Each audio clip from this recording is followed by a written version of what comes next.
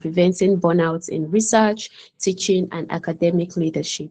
It's going to be an interesting time. It's going to be an interesting time with our dear facilitator, Dr. Abdullahi, and we're happy you have joined us. Thank you for joining right on time. While we wait for others to join, can you go to the chat box and introduce yourself? Let's get to meet you. I am Grace, your moderator for today's session. Go to the chat box. Let's get to meet you. Tell us your name, your affiliation, where you're joining us from.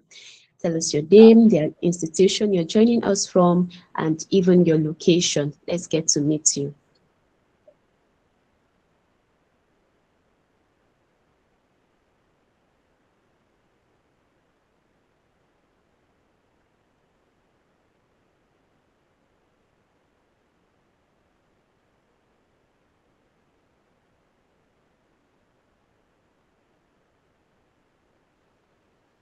Okay, we're still waiting for the first caller who will be introducing himself or herself in the chat box.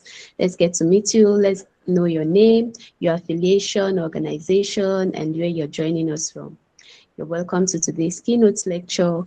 I can see Oyeshiko Lasukom, Lagos, Nigeria. You're highly welcome. It's a delight to have you in today's keynote lecture. We're happy you joined us. Welcome to today's keynote lecture.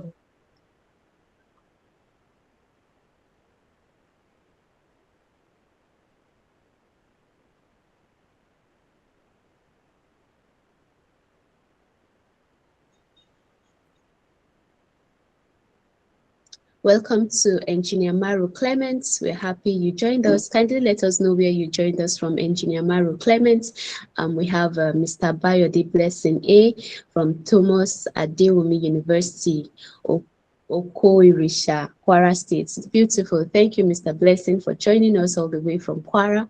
You're welcome to today's session. We have Michael Bamidele from ABU Zaria. Thank you, Sir Michael. It's a delight to have you here.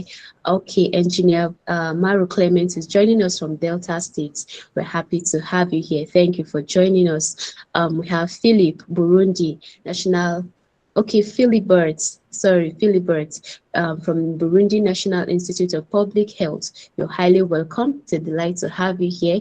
Please, if you're just joining us, welcome to Academic and Grant Writing Enclave. This is one of our keynote sessions we'll be having today, titled Promoting Mental Well-Being and Preventing Burnout in Research, Teaching, and Academic Leadership. And today we are hosting our esteemed facilitator, who goes by the name Dr. Abdullahi Abdul Wahab Yakubu, who will be taking us on this very important subject. You're all welcome. If you're just joining, go to the chat box and introduce yourself. Let's get to know your name, your affiliation, and the location you're joining from. All right, welcome Dr. Nwangi from RSU Port Harcourt. We are delighted and happy to have you, Dr. Chinedu. And then we have Judith. Dr. Judith, a PhD candidate, okay, Ma'am Judith, a PhD candidate, Business and Management, Gulu University, Uganda. Thank you so much for joining us all the way from Uganda. Hope Uganda is doing great today. We are delighted to have you. We have Arogun Dade Ibrahim. Kindly let us know where you're joining us from, Sir Ibrahim. We have Mary Chinelo from Obabudu. We're happy you joined us. Thank you for joining us. Okay, joining from Abuja, Mary Ubabudu is joining us from Abuja. Dr. Mary, you're highly welcome. We're delighted you joined us. Julius Makinde from Badsey University, Abuja. We're happy you joined us. How is Abuja doing this morning? Professor Emmanuel Ejembi from Department of Nursing Science, University of Ilorin, Nigeria. We're happy to have you here, Prof. Thank you for joining us. We have Beavers Mutume, MD researcher, Official University of Rwenzori, DRC. I think that's the Republic of Congo. We're happy you joined us. Thank you for joining us this morning. We have Arogun Dade Ibrahim, Mountaintop University, Ogun State. Thank you for joining us. We hope Ogun State is fine this morning. Tailolu Fabson, Dr. Tailolu, thank you for joining us this morning all the way from Abuja. We have Brad Abdul Mudalib S. Ahab, lecturer to Federal University Dusanma. PhD in view. We're happy you joined us, sir. Thank you for joining us. It's a delight to have each and every one of you part of today's keynote lecture, part of today's keynote session. If you're just joining us, good morning, good afternoon, and good evening, depending on where you're joining the call from. We have people who have joined us from Uganda and other African countries. We have people from Abuja, people from Ogun State, Bayelsa, Dustinma. It's a delight to have each and every one of you. For people from Lagos, we're happy to have you today. We're hosting our speaker, Dr. Abdullahi Abdul Wahab from Ahmadu Bello University, Zaria, who will be taking us on the topic promoting mental well-being and preventing burnout in research, teaching, and academic leadership. I can assure you this is a very important subject for academicians and even researchers and those in other organizations. We have Opogen Law from Federal University of Agriculture, Basam Biri from Bayelsa State. We are happy to have you, Ma'am Law. It's a delight to have you. Hope Bayelsa State is doing great today. We have Engineer John Gadebo. Engineer John, kindly let us know where you're joining us from. We want to say hello to you from here. Mabanja Ashiraf, PhD from Islamic University in Uganda, Department of Educational Psychology. All right, Dr. Ashiraf, we're happy you joined us. How is Uganda doing this morning? We're saying hello from here. Welcome, everyone. If you have not introduced yourself, kindly go to the chat box. Let's get to know you, your name, your affiliation, and where you're joining the call from.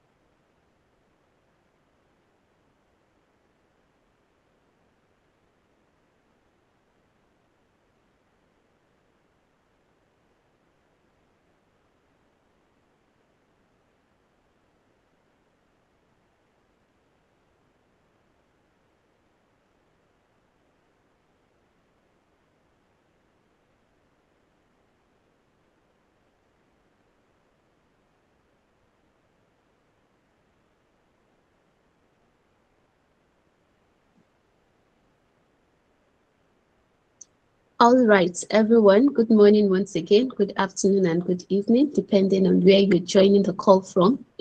We're happy to have each and every one of you part of today's keynote lecture. We're hosting Dr. Abdullahi Abdul Wahab Yakubu for this month's keynote lecture with the theme Promoting Mental Well-being and Preventing Burnout in Research, Teaching, and Academic Leadership. We're still in the introductory session of our keynote lecture for today, and we are asking that all participants go to the chat box and introduce themselves. Let's get to welcome you and get to know you proper, even for networking. And we've had some introductions already. You're all highly welcome. If you've not done that, go to the chat box. Let's know your name, your affiliation, and where you're joining the call from. Good morning, all. I'm Dr. Khadija Nasir Naeem Sheda, Science and Technology Complex, Abuja. Thank you so much, Dr. Khadija, for joining us in today's keynote lecture, all the way from Abuja. You're highly welcome. Dr. Nsikak Abraham, we're happy you joined us kindly. Okay, from University of Uyo, Akwa Ibom State. How is Akwa Ibom doing this morning? Welcome, welcome, welcome. We're happy to have you in class. Okay, Dr. Ibinabo Ogolo from Rivers State University, Port Harcourt, Nigeria. We're happy to have you, Dr. Ogolo. It's a delight to have you here for today's keynote lecture. If you've not done your introduction, go to the chat box. Let's get to know you, your name, your affiliation, and where you're joining us from so we can welcome you properly. Okay, Dr. Adeboye Mohammed Mustafa from Microbiology Department, Confluence University of Science and Technology, Osara, Kogi State. Greetings to you all. Greetings to you, sir. We're happy you joined us, Dr. Adeboye. Dr. Oduak Ofyong, thank you for joining us this morning. Can we know where you're joining us from? You're highly welcome. We're happy you joined us.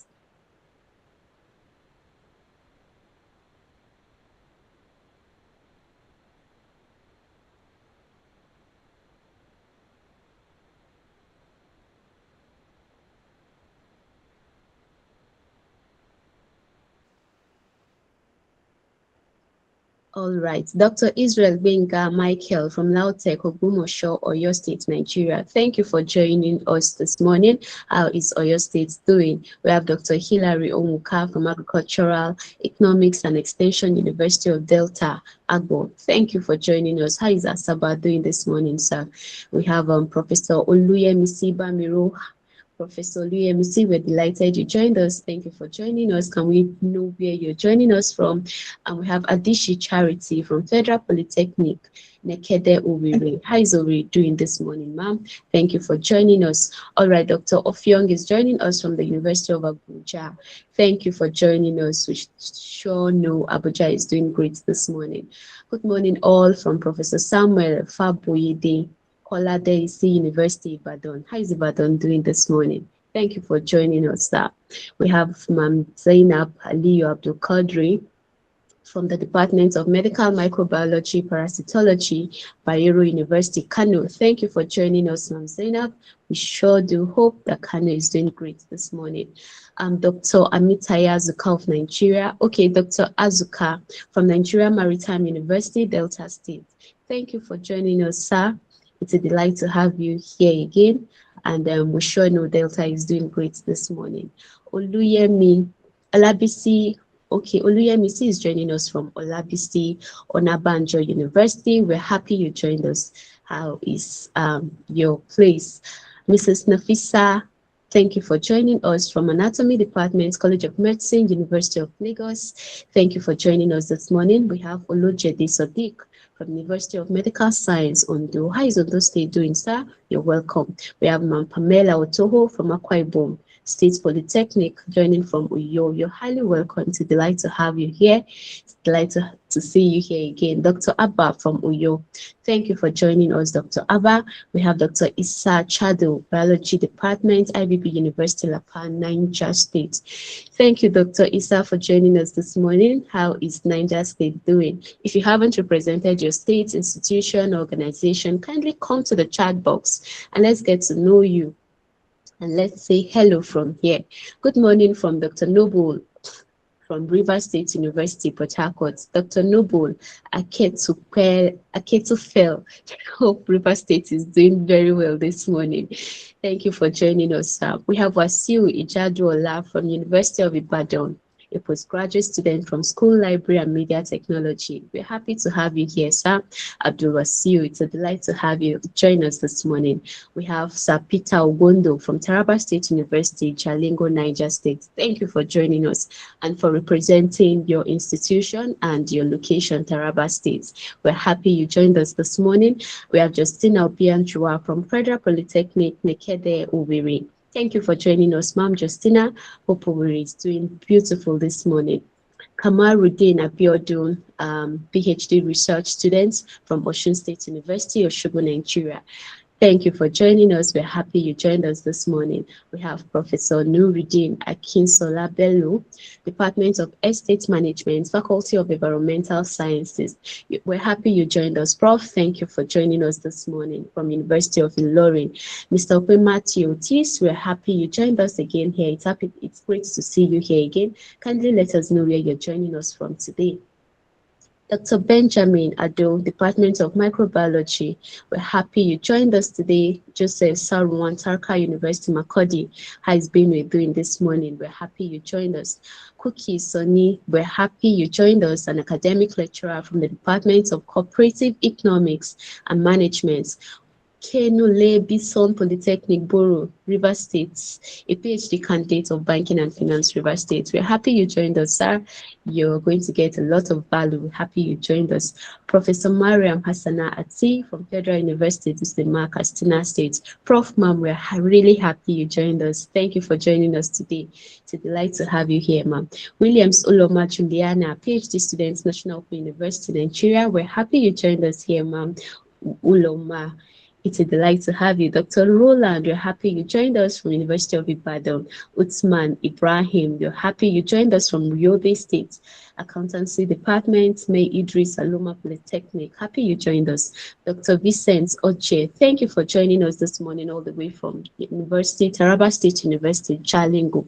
Happy you joined us. Professor Kabiru Abubakar from University of the Gambia, School of Medicine and Allied Health Science Department of Pharmacy. We're happy you joined us, Prof. How is Gambia doing? I think this is the first person I'm seeing from Gambia. We have people already from Uganda. It's a delight to have you here. Kindly come to the chat box, introduce yourself, your name and your location. Represent your nation, represent your state, represent your university, represent your institution, organization, and let's get to welcome you. Dr. Felicia from Department of Educational Management, University of Ilesha, Osun State, Nigeria. You're highly welcome. Welcome to today's keynote lecture. We are hosting our esteemed facilitator, Dr. Abdullahi Abdul Wahab, all the way from Ahmadu Bello University, Zaria, who will be taking us on a very important subject tagged Promoting Mental Well-Being and Preventing Burnout in Research, Teaching, and Academic Leadership. This is a very important subject for all academicians, and I can assure you, you're here for a lot of value. Dr. Felicia, you're highly welcome from Osun State. Mr. Alpha Charles, you're highly welcome. We're delighted to have you here, all the way from Jalingo. Dr. Joe from University of Lagos, we see you. Thank you for joining us. Mr. Sarah Givio from Njala University, Sierra Leone. Thank you for joining us all the way from Sierra Leone. Professor Mariam Danladi Solomon, we're happy you joined us. Thank you to all the esteemed scholars. We're happy you joined us. And thank you for joining us today for this very important subject on this very important keynote lecture.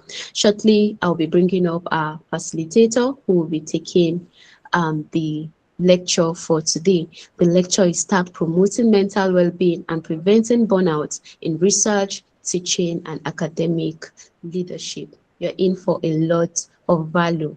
Dr. Onyisi Daidasom, University of Johannesburg, South Africa. I see you and I welcome you. You're highly welcome, ma'am. Welcome to all the esteemed scholars. Now give up your favorite emoji to celebrate and appreciate yourself. If you're here and probably you didn't introduce yourself, give up your favorite emoji to show your presence and to celebrate yourself for being here. Thank you. Let me give up emojis to celebrate and appreciate all participants too. We're happy to have you here. Dr. Shinya Bole Adeleke, University of Osun State. We see you, ma'am, and we welcome you. Thank you. I'll be taking the citation of our facilitator shortly. Let's kindly hold on.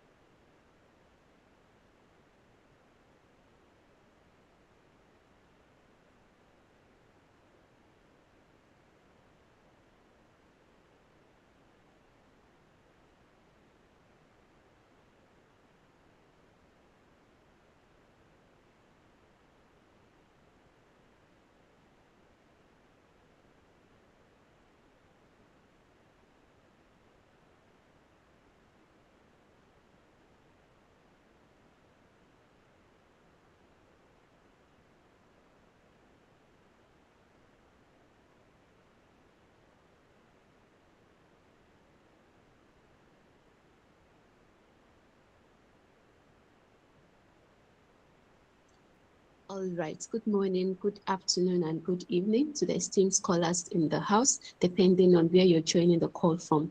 Welcome to today's keynote lecture series organized by the Academic and Grant Writing Enclave. We have on today's keynote lecture a very important personality, a doctor, Dr. Abdullahi Abdul Wahab Yakubu from Ahmadu Bello University Zaria, who will be taking us on a very important subject. Dr. Abdullahi Abdul Wahab Yakubu, MBBS, MD, RMDS, MIAD, PGD, MPH, MSc, FMC Psych, consultant, neuropsychiatric, psychiatrist, academic clinician, global mental health specialist. Dr. Abdullahi, a consultant disaster and trauma psychiatrist and academic clinician, Ahmadu Bello University, Ahmadu Bello University Teaching Hospital, Zaria, Nigeria, with over a decade of experience in clinical psychiatry, medical education, and global mental health. Strong expertise in psychiatric service delivery, mental health systems, strengthening and interdisciplinary research spanning neuropsychiatry, psychopharmacology, public health, climate-related mental health, and psychosocial interventions. He has a proven track record in postgraduate training, program leadership, and innovative psychiatric treatment, including transcranial magnetic stimulation, TMS, and actively engaged in teaching, research, and policy-relevant mental health initiatives. Please join me, everyone, with your favorite emoji as we make welcome our facilitator for today's very important keynote lecture, Dr. Abdullahi Abdul Wahab Yakubu. We're happy to have you here, sir. It's a delight to have you on today's keynote lecture series.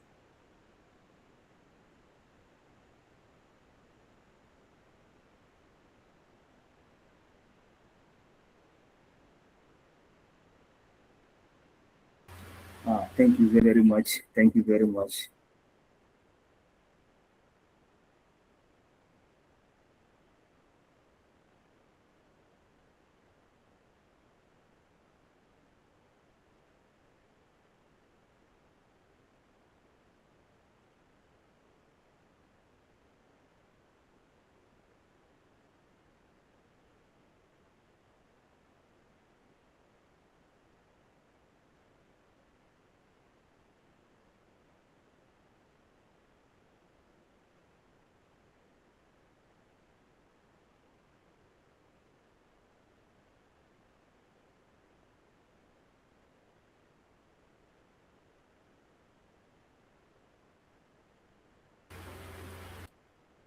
Hello, good morning. Please, can you hear me? Yes, sir, you're audible, sir. Okay, thank you very much. Okay, I have just shared my screen. I hope it's visible to you. Yes, sir. All right. So let me use this opportunity to thank the leadership of each for giving me this opportunity to have this engagement on a very important topic with our respected community. Thank you all for being here. And once again, thank you for the opportunity. So we will start right away. Uh, by the end of this discussion, these are our learning objectives. So I do hope we'll be able to achieve all those by the end of the discussion. We should be able to define burnout and its key dimensions in the academic context. We should be able to identify risk factors and early warning signs in yourself and in others. We should be able to understand the impact of burnout on the teaching, research, and leadership. We should be able to apply evidence-based strategies to promote well-being and prevent burnout in our various academic environments. We should be able to develop a personal action plan for sustainable academic practice. So those are our learning objectives by the end of this engagement. So the academic paradox, for a lot of us, or for many people, academics became appealing because of the freedom it offers.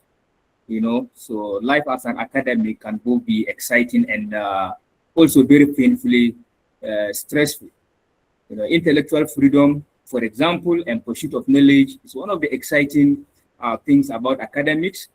Also, meaningful work shaping the future of our young generation is another exciting aspect of academics. But despite this, the academic work is also associated with chronic stress, intense competition, and unsustainable workloads, especially in this part of the world. So, work that was actually meaningful from the beginning, very rewarding and intellectually stimulating. Gradually, because of this chronic stress, gradually becomes burdensome, unfulfilling, and devoid of purpose. So why is this important? This topic we are discussing this morning, why is it important to us as academicians? Look at it, today's academics, you must simultaneously be a teacher, you must be a researcher, you must be a mentor, you must be a clinician for our colleagues who are in the clinical fields.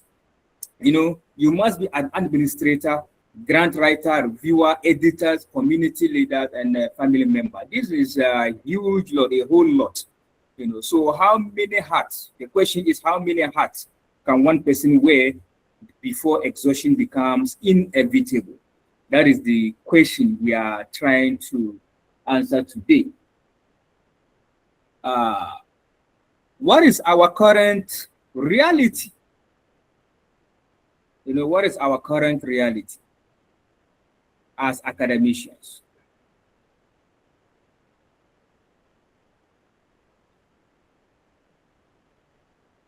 So our current reality is what? There is increasing demand, all right, including the culture of publish or perish, funding competition, administrative overload, large student population, accreditation pressures, digital availability. Gone are the days when you close from work, okay, you have closed from work, except you decide to take any work home, But these days, whether you are at work or you are at home, it's like the work continues.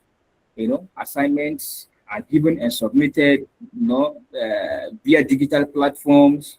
Tests can be administered via digital platform. Lectures can be given, So it's like your entire life, your entire time, your entire space is actually almost always occupied by your academic activities.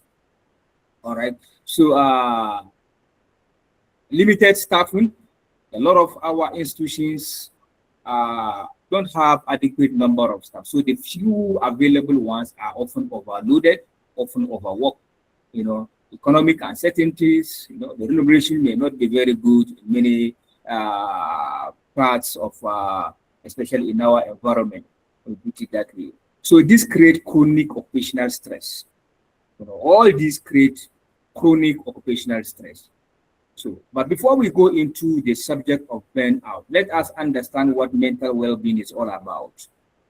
So, according to the WHO, mental well-being or mental health is defined as a state in which an individual is able to realize his or her potential, is able to cope with the normal stresses of life, is able to work productively and fruitfully, and is able to make meaningful contribution to his or her society. All right. So mental well-being is not merely the absence of mental illness. If you look at this, mental health is like a spectrum, where individual can move from one end of optimal mental well-being to the other end of poor mental well-being. So that brings us to our subject of discussion today, burnout. When we say burnout, what is burnout? So we'll be using the Maslach framework to understand what burnout is all about. So burnout is an occupational phenomenon. We look at, according to the World Health Organization and the International Classification of Diseases, version 11, it is characterized by three dimensions. Burnout is characterized by three dimensions, including one, emotional exhaustion. It is feeling depleted, feeling fatigued, unable to give more of yourself. You just feel you are unable to do, more. You cannot offer anything again. All right. Then depersonalization or cynicism, detachment from work, negative attitude towards colleagues, students, you just don't feel like it. And the third component is reduced personal accomplishment. You begin to feel ineffective, you lose sense of purpose and meaning. The work that used to be very meaningful and exciting to you just suddenly lose the purpose, lose its meaning. You are no longer interested at all. It is so uninteresting to you. Right? So Maslach burnout inventory is the gold standard that we use for assessment. If you want to assess burnout in an individual, that is the instrument we normally use. So the burnout transformation, it starts from, when you start this job as an academician from the beginning, you had a lot of energy. When burnout sets in, that energy becomes exhaustion. From involvement to cynicism, you get detached, uninterested at all. Then efficacy becomes ineffectiveness. From the position of being very engaged to being very stressed, overextended, and then the last stage becoming completely burned out. So this is not a personal feeling. We must understand that it is a response to chronic workplace stress. There are 12 stages of burnout. I don't know if the slide is very clear for you to see the various stages. Stage one, you feel there is a strong need to prove yourself. That is from the beginning of the whole problem. You have this strong, you have the feeling of a strong need to prove yourself. At stage two, you keep working harder and harder to achieve this. At stage three, you begin to neglect your own needs more and more. All right. At stage four, you are constricted. All right, and blame others for the situation. All right, you are constricted and you begin to blame others for the situation around you. Okay, stage five, you change your values to focus on work more. You no longer give time to other important aspects of your life, like family and other personal things you do. All right, you just focus only on the work. All right, at stage six, you deny the problems that arise due to work stress.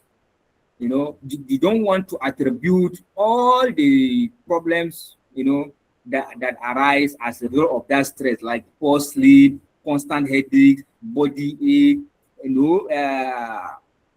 conflict with your family and colleagues, all those. You don't want to attribute it to the stresses of the work. At stage 7, you withdraw from social life and your family, and as well. You completely get detached from social life. You no longer participate in activities that used to give you joy. You no longer get involved in family activities. You get withdrawn. At stage 8, your behavior changes, which upset your loved ones. That is where you begin to have quite a number of conflict with your loved ones, that family or colleagues and friends.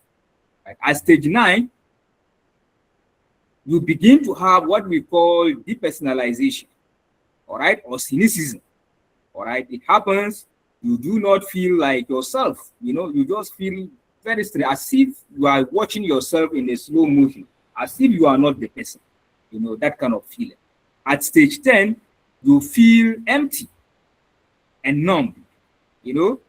Some people at this stage may begin to adopt unhealthy coping mechanism, like using drugs, to cope,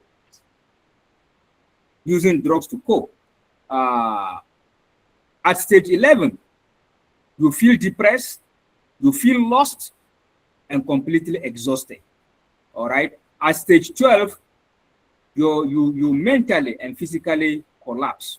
That is the last stage of burnout. That is the full stage, full blown out burnout stage. So those are the stages individuals may pass through from the beginning to the end of the burnout.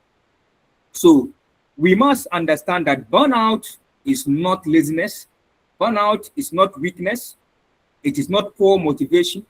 Burnout is not the same thing as depression, but remember, they can coexist in one person. And the presence of one, make the occurrence of the other more likely. That is, they are risk factors for each other. Burnout is not lack of commitment. All right.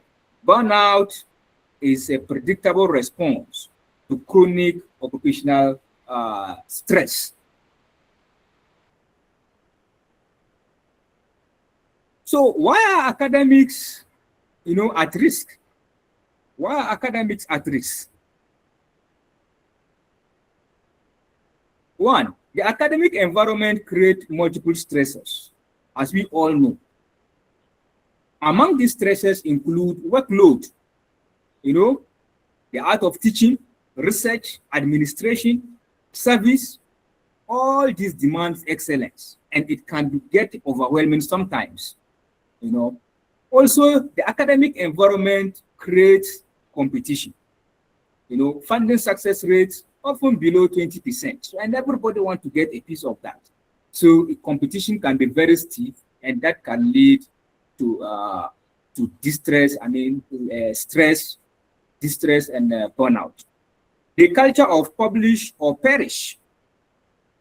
The culture of publish or perish, a very, very strong predictor of burnout.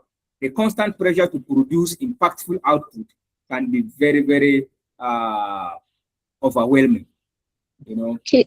Hello, sir. Yeah, hello? Yes, sir. Please, we don't know. Can you just help us put the slide on full screen so it will be visible for the participants? They're trying to Oh, okay. follow. Okay. Is it okay now? No, sir. It's not? Okay. Full screen from my end. Yeah, Dr. Abdullah, I think it's on the slide itself. Just click on full share or something. Okay. Yes, sir. Okay. Okay.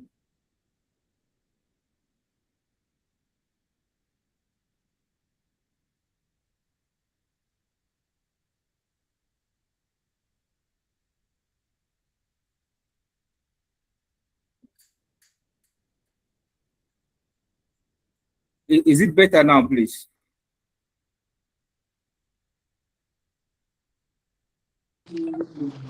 Yes, go to the slide, sir.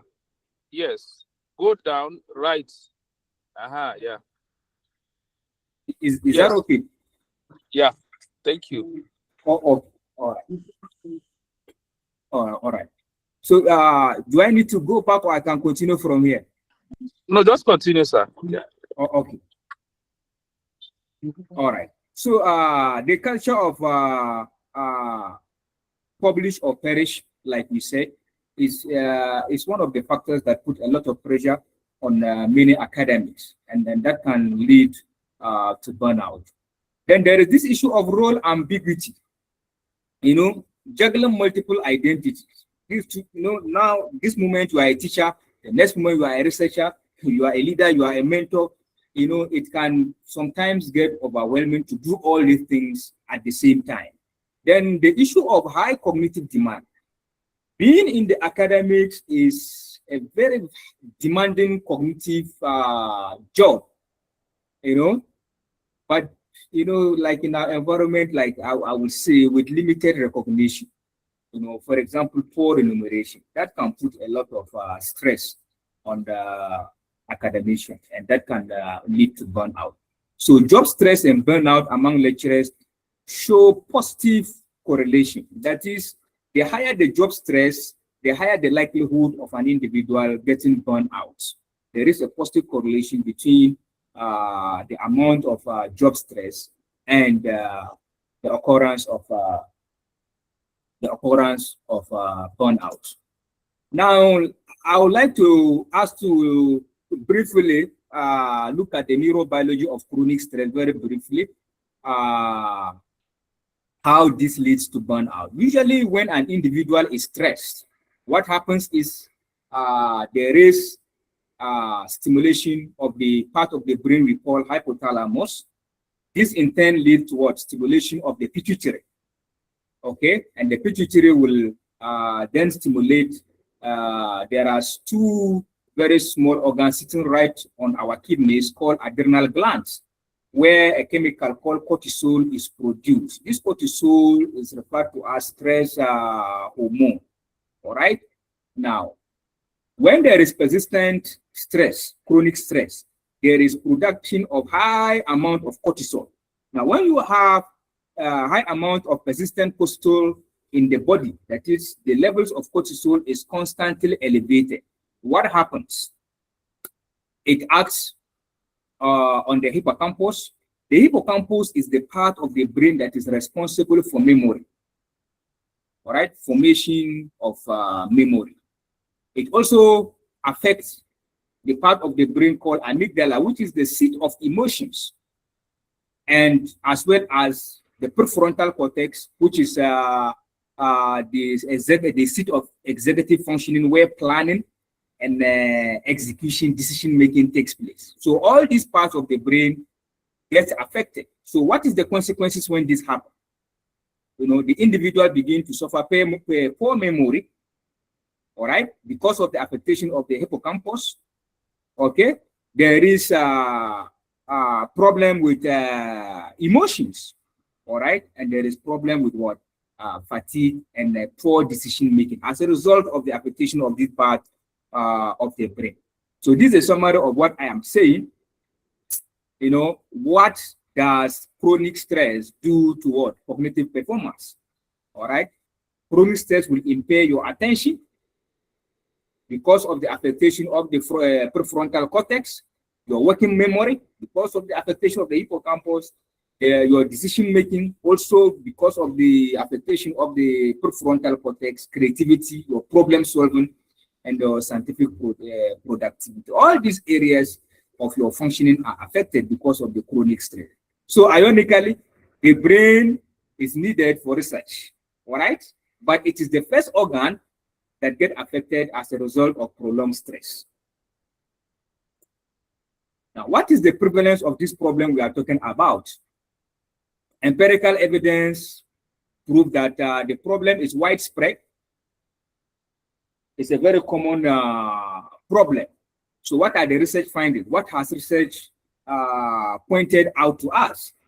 41 to 68% of university faculty experience moderate to high burnout levels. This is as recent as 2025, this research. 52.4% of academics report moderate emotional exhaustion.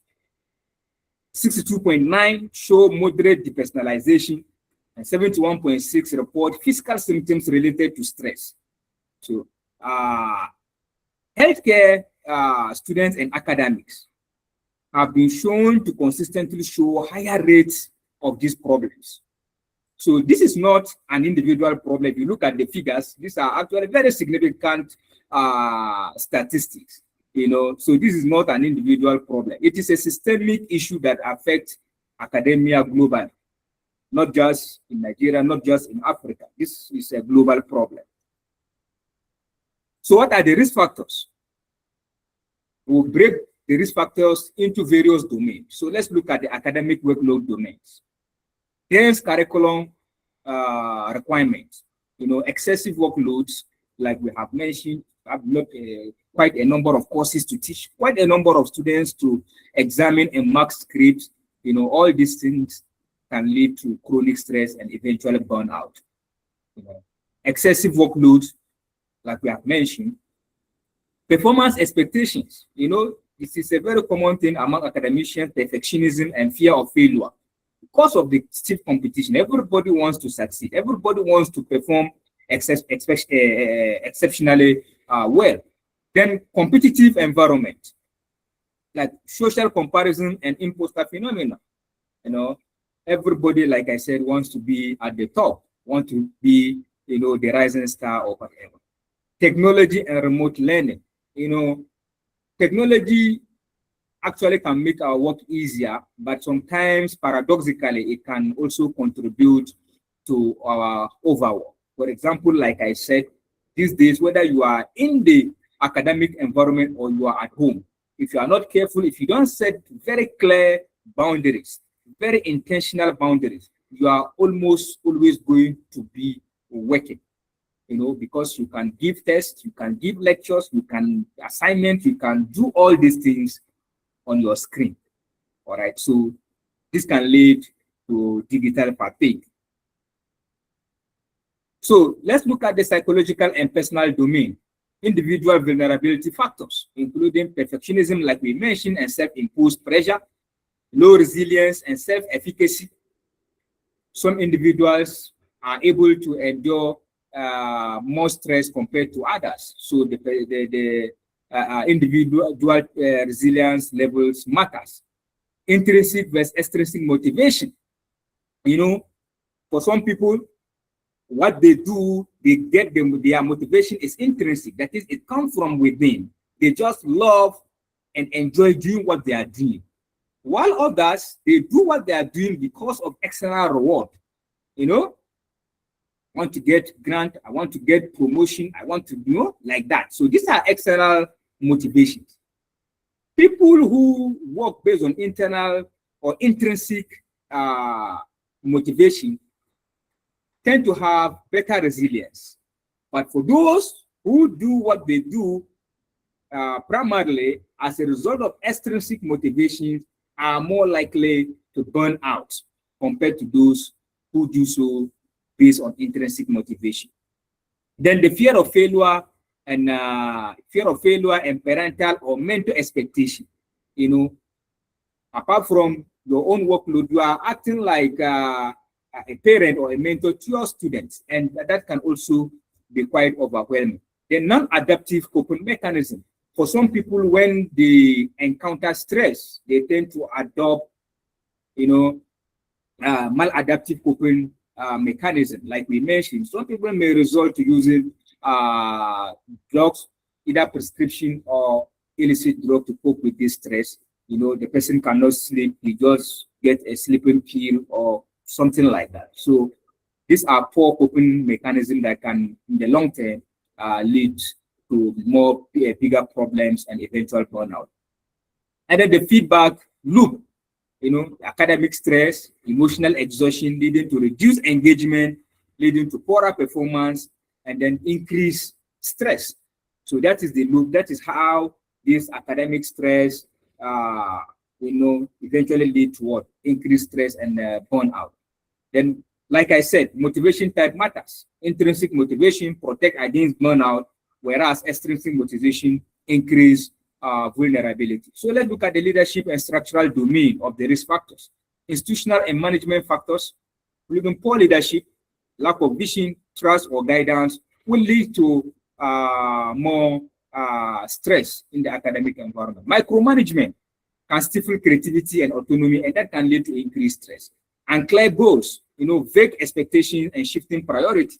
There should be defined goals for individuals to actually know what is expected of them, which is usually not very feasible in our environment where there is shortage of staff. So, you can go to work today and get drafted to something you were not prepared to do or you were not even told to do. So, such unclear goals or shifting priorities can lead to increasing stress.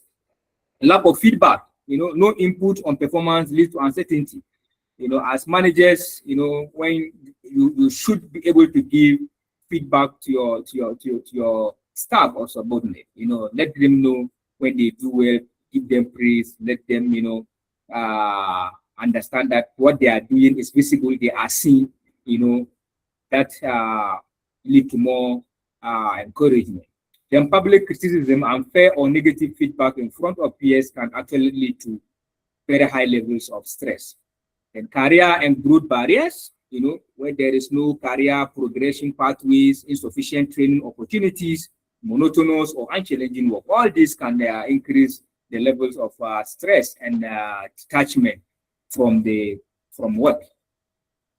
Then culture and environment domain, toxic academic culture, bullying and office politics. This is very familiar to a lot of us, or let me say most of us. Lack of recognition for contribution, job insecurity and precarious employment, favoritism and unemployment and unequal treatment, blame culture and fear of failure. All this environment or culture, academic culture, can lead to increasing levels of stress and eventual burnout. Then workload imbalance and unmanageable workloads without adequate compensation. An academic allowance, we call it in our domain here in Nigeria. Responsibility without authority is another problem, and lack of autonomy and control. All these can lead to loss of interest in the work the person is doing, increasing levels of stress. So what are the early warning signs? How do you recognize burnout? There are behavioral signs that may begin to appear. Withdrawal from colleagues and social activities. There may be increased irritability or conflict with others, missing deadlines or reduced output, taking home work, inability to switch off, constantly working, presenteeism, being present at work but ineffective. You can begin to see this in individuals who are suffering from burnout. Then we have the emotional signs, like loss of empathy for students or colleagues, no longer care about students and colleagues, frustration and cynicism, feeling of inadequacy and self-doubt, loss of enjoyment in previously meaningful work. This person used to enjoy teaching, used to enjoy research, and then suddenly he loses interest. That is, we call that anhedonia, loss of interest on previously pleasurable activities. Guilt about not doing enough. This person knows I'm no longer doing enough, and the person feel guilt and try to put in effort, and it's just like a vicious cycle, leading to increased stress and even more burnout. The professional signs you may see include reduced engagement in teaching and research, avoidance of research activities, withdrawal from service commitments, and declining in quality of work. Somebody used to know this person does very good job with his teaching, with his research, and he produce very good quality work. You begin to see a decline in all these domains, and then you should begin to think, is this person burning out, or am I burning out? If this is recognized in yourself. Then we have physical manifestations, how your body responds to burnout. Sleep disturbance, poor sleep. I know many of our colleagues don't sleep well. And unfortunately, some of us, we tend to wear it as a badge of honor. It is not. It is not. Poor sleep is very bad for the brain and very bad for the body. You may begin to have headaches, neck pain, muscle tension, nausea or vomiting, respiratory issues, tremors, hands shaking, sweaty, cold hands.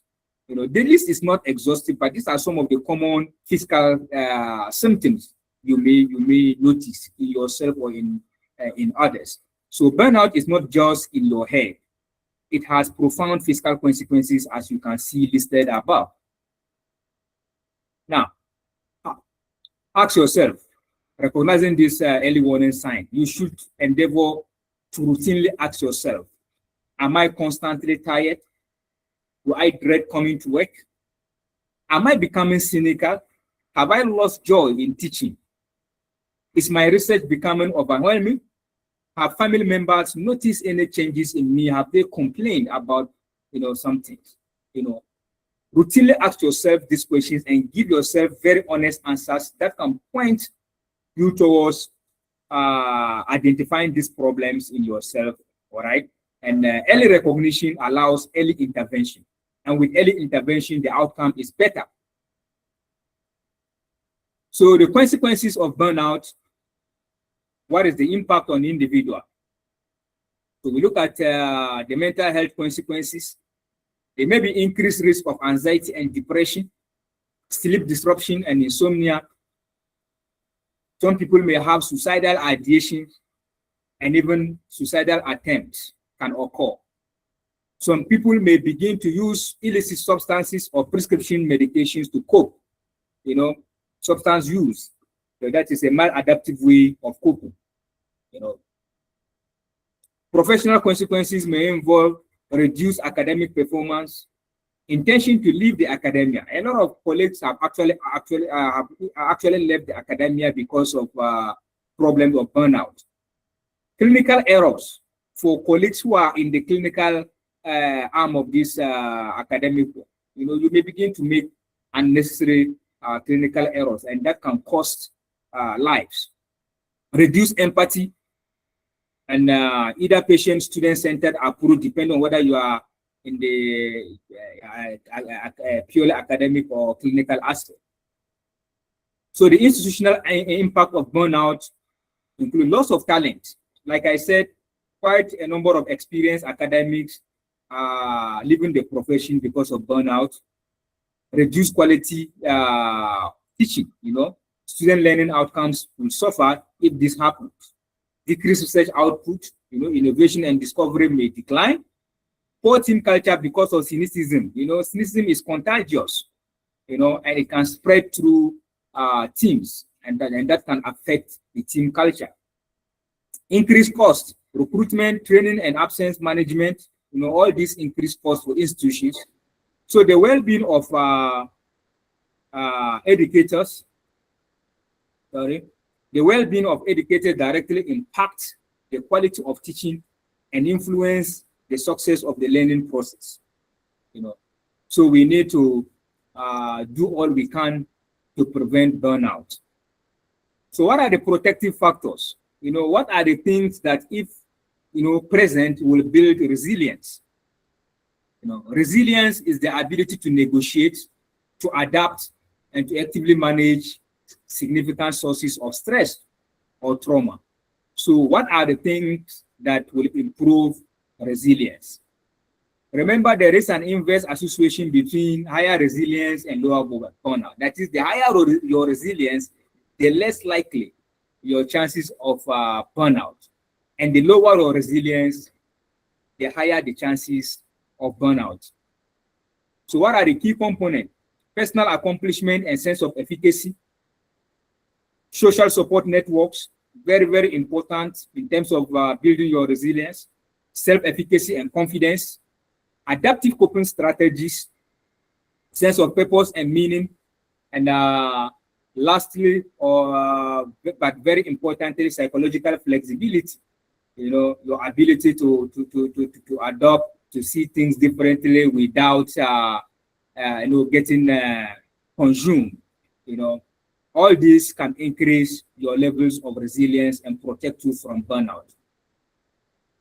So how do we intervene when this burnout occurs? What are the things we can do? So let's look at individual level intervention or personal strategies that can promote resilience or decrease burnout. So we can promote resilience through regular exercise, healthy nutrition, sleep hygiene, but be very intentional about all these things we are talking about, very intentional about them, be mindfully intentional about them. Let me say that. So relaxation techniques, quite a number of them. I do hope with time, in the future, we may have another engagement like this to talk about some of these relaxation techniques that can be employed.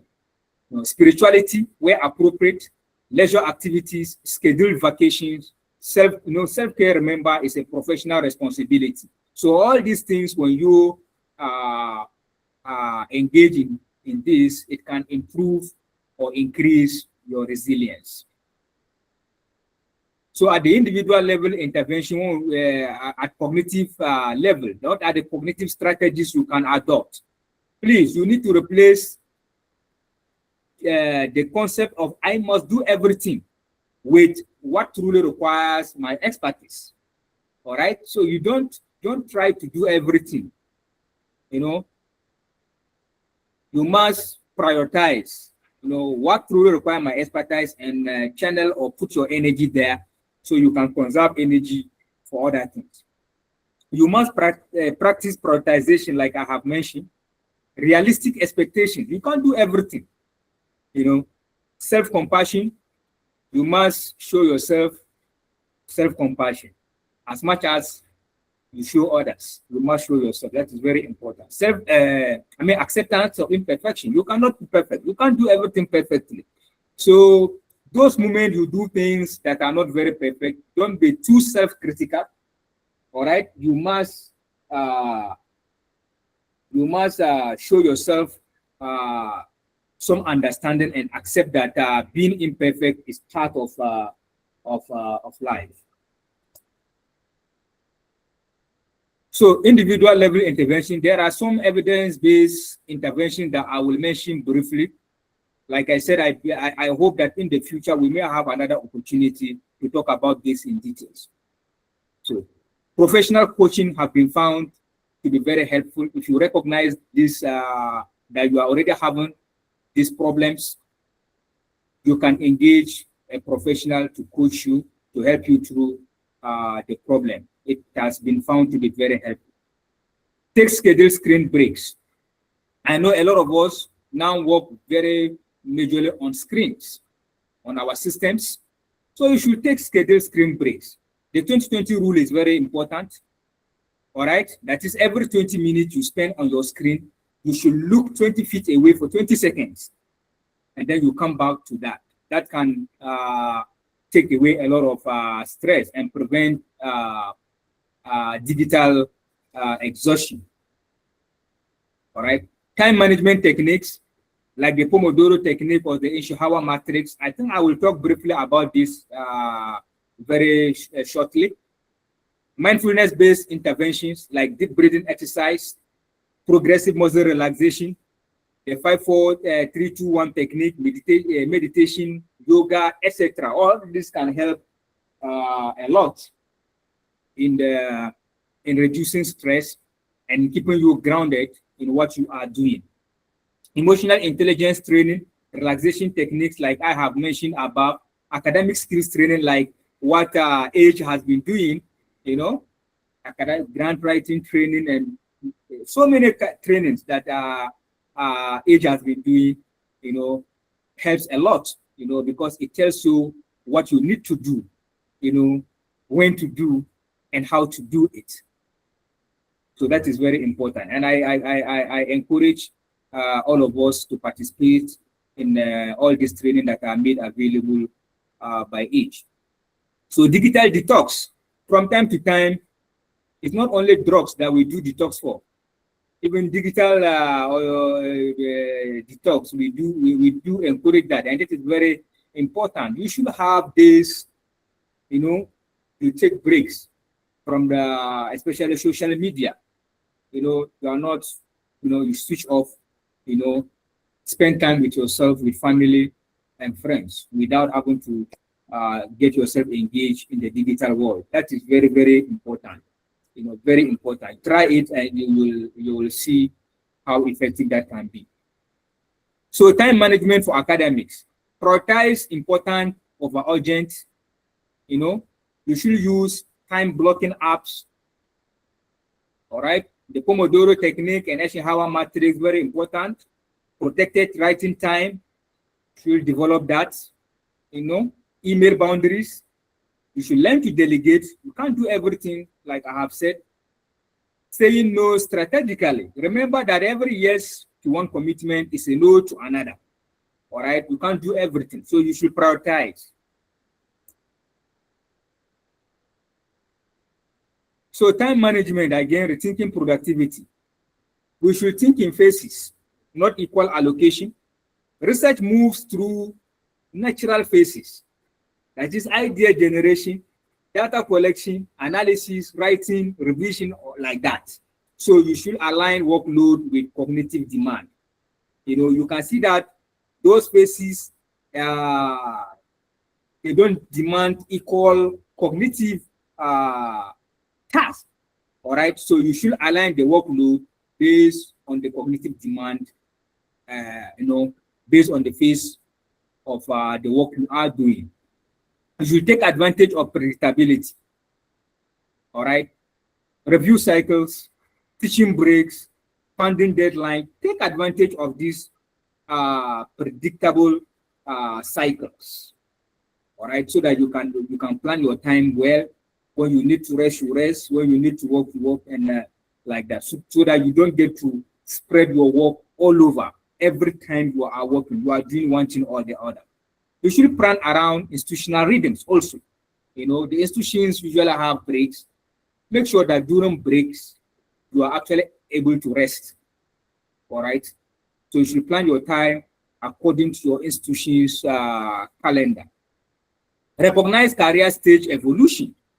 Naturally, like early career is all about building publication record, getting funded. Later career should be about mentorship, strategic direction, peer review. All right. So you should assess your priorities annually. All right.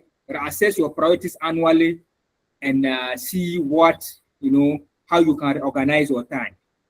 What was a priority for you maybe a year ago may not be again this coming year. So you reassess and see how you are going to align your activities and your work with your priorities. So the healthy mind approach. You should create rhythms and routines that work for you. Do not copy and paste. Don't want to work like Mr. A or B. Know your strengths, know your weaknesses, and plan your rhythms.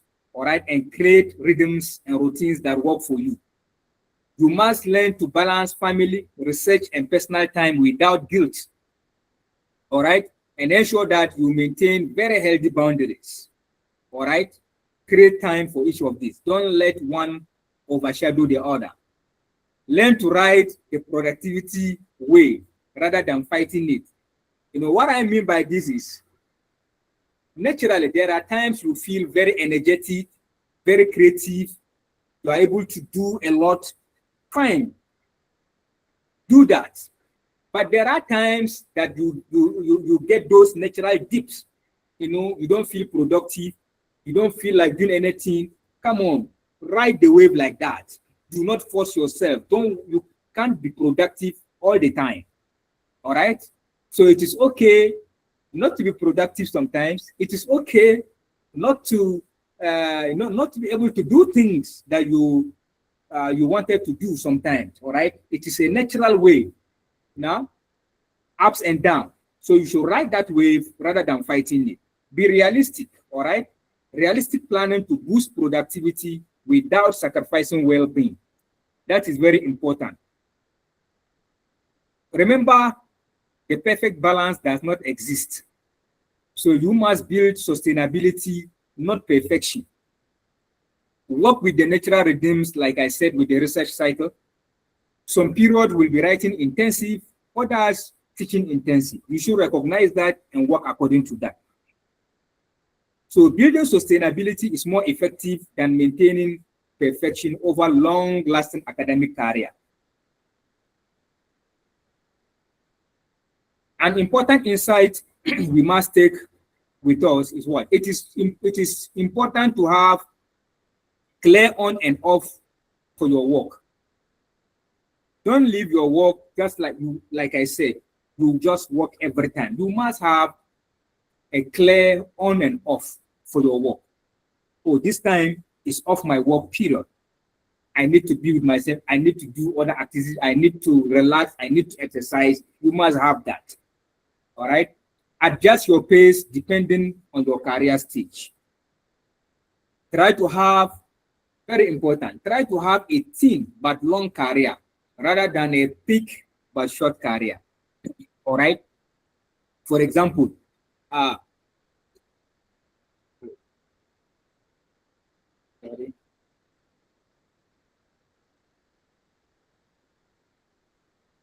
right, sorry. So you should try to have a thin but long career rather than a thick but short career. Let me give you an example. For an academic, for example, who overwork himself or herself, you produce, let's say, 20 papers within 5 years and eventually get burned out and become inactive in the following years. All right? Compare that to somebody who is, more structured, try not to overwork himself or herself, just produce maybe 3-4 good papers a year, and then work like that, till his or her 60s, eventually you realize that the person who did that would have had more body of research over that long academic career, would have accomplished a lot more compared to that person that rushed everything, through a lot of pressure, and eventually get burned out. So it is actually better to have, a planned out thin but long career rather than a very thick but short career. Achieving so much in so little time and then getting burned out should not be the goal. So like I said, I will talk a little about these 2 techniques I mentioned. I believe it may help a number of us in how we plan our activity. So first, I'll look at the Pomodoro technique. So the Pomodoro technique is a time management method developed by Francesco Cirillo in the late 1980s. So it is designed to improve focus and productivity by breaking work into short focus interval called Pomodoros, usually 25 minutes, followed by short breaks. So like, for example, you have a task you want to do, all right? So you set a timer for 25 minutes. That is 1 Pomodoro. For that 25 minutes, you give your best concentration on the task, uninterrupted until the timer rings, all right? That is, you concentrate on that task for the next 25 minutes. You work on it, no distraction, no interruption for that 25 minutes. When the timer rings, you take 5-minute break, all right? After the 5-minute break, you go back again, another 25 minutes like that. After 4 Pomodoros, you take a longer break, let's say 15 to 30 minutes. This is an effective way of preventing fatigue, exhaustion, and maintaining concentration. All right. It builds intense focus without burnout. It reduces procrastination. All right, by creating a clear time boundaries. All right. It helps you to manage digital distractions. All right, because during that 25 minutes, you try to switch off all your notifications and ensure that you focus on that task you are doing. All right. And lastly, it provides a sense of accomplishment. At the end of the day, you realize that you have actually accomplished a lot with regards to that particular task. Then let's look at Eisenhower matrix, also known as the urgent important matrix. All right, it is a prioritization tool that is attributed to the 34th US President Eisenhower. All right, he famously said, which is still also true today, that what is important is seldom urgent, and what is urgent is seldom important. If you look at it very critically, you realize that is very true. All right. So what do? Your tasks are divided into 4 quadrants. All right. You have the tasks, you divide it into important, not important. Then you have the urgent and the not urgent quadrant. In the urgent quadrant, you have do immediately.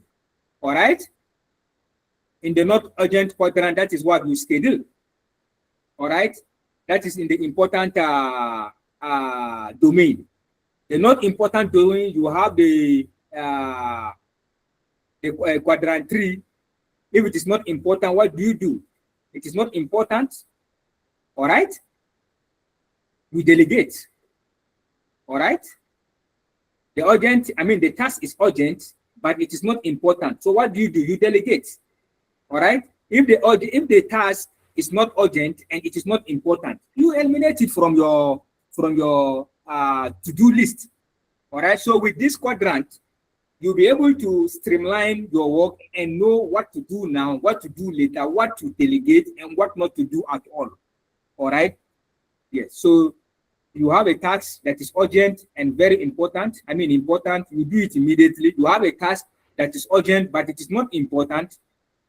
You delegate it. You have a task that is not urgent, but it is important. You schedule it for another time that you have the time to do it, like that. So it is a very important tool, all right, that will help you organize your time very, very well and your tasks, very neatly.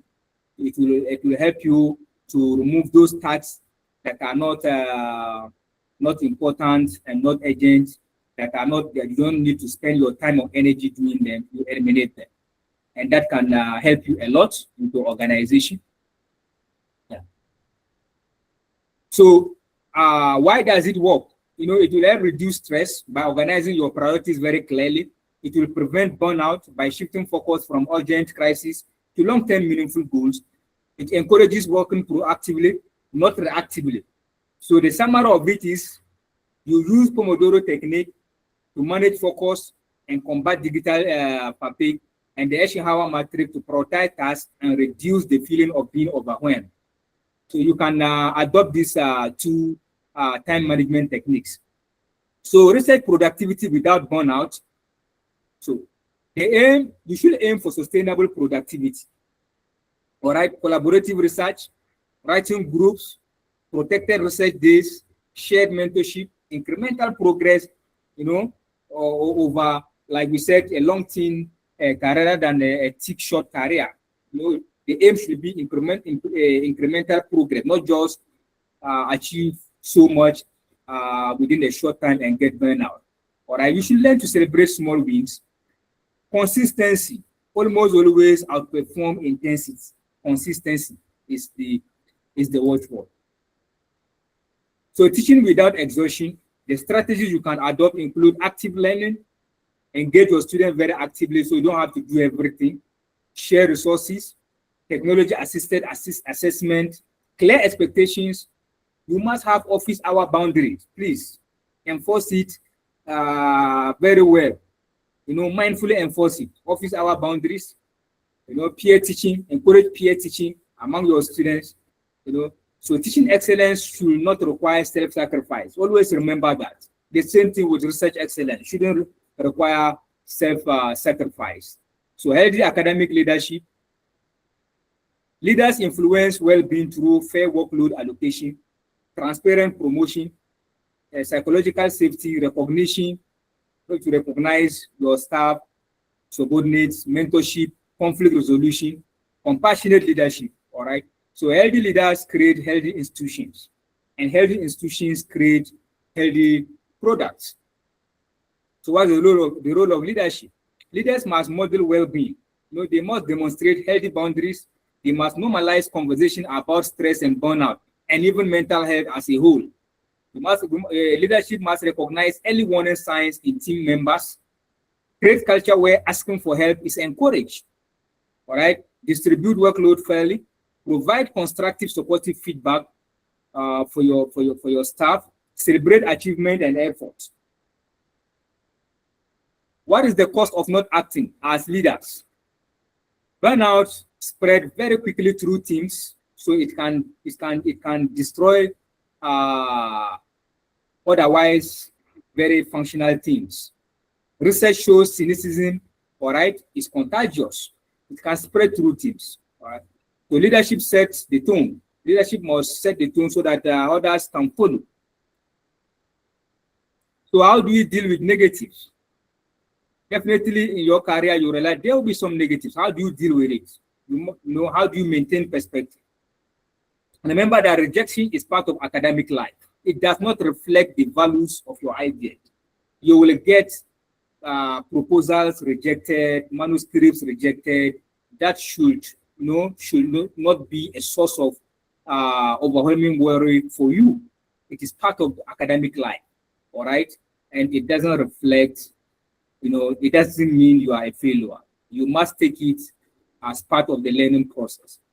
Jealousy of others, other success has never helped anyone. You must remember that because of these stiff competitions, there is that tendency to get jealous. So you must always remember that. Accept that perfect manuscript and proposals don't exist.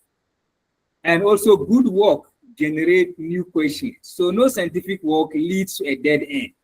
All right. So be ready, when people question what you do, the results you get, the conclusion you have reached. It is not to make you feel bad. You must remember that whatever you do, the work you do will generate those new questions. All right. No scientific work lead to a dead end. Remember that. You must share your feelings with trusted senior colleagues. You are not alone. Identify mentors and share your feelings with them. They will help you. Maintain regular conversation about research to preserve joy. Recognize that mid-career crisis is a normal occurrence. All right, you will have that crisis. Sometimes you ask yourself, are you on the right track? Are you in the right place? Did you make the right decision? And joining the academia, it's normal to feel that way. All right, usually very common among mid-career academics. Adjust expectations. Good enough is acceptable after doing your best. All right, you can't always be excellent. Building resilient departments. Departments should promote mentorship, team science, open communication, recognition of achievement, flexible work arrangement, regular well-being discussions. Culture matters more than slogans. It's not just about talking. It should be seen. These things should be seen to be taking place. People should actually see that this is actually happening. It shouldn't just be about slogans.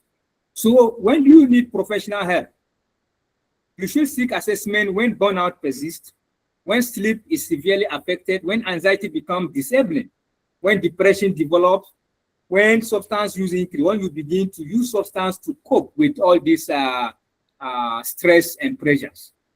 When you begin to have suicidal thoughts, you are beginning to think, would it be better if I'm not even here at all? You should please take it serious and seek for help.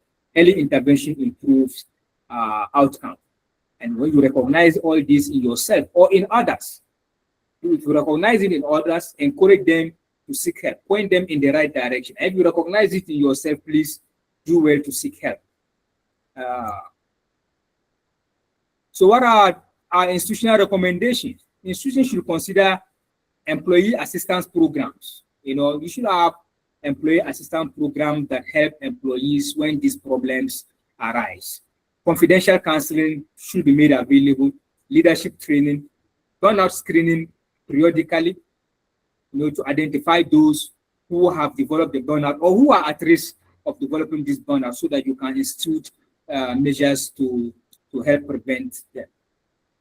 Flexible policies, wellness committees, should not just be academic committees. We should endeavor to have these wellness committees, so that they can, from time to time, carry out this burnout screening and other mental health screening in the staff members, recognize those that need help, so that they can get help on time. Protected research time should be encouraged. So our local perspective, I know we have a lot of international audience with us. I believe our perspective here might be similar to the perspective elsewhere, especially in our sub-region. Our common realities in Nigeria include limited funding, staff shortages, multiple appointments. Because of staff shortages, you see one academic visiting several other institutions, so leading to heavy workloads. And heavy clinical workload for our colleagues in the clinical aspect, administrative responsibilities, family obligations can be overwhelming. All these, so the solutions must therefore be context specific rather than just imported wholesale. What works in another clime may not work in our environment. So you should look at your problems based on your specific context and try to approach the problem based on that context. So practical wellness checklist, I would like to leave you here with, each week.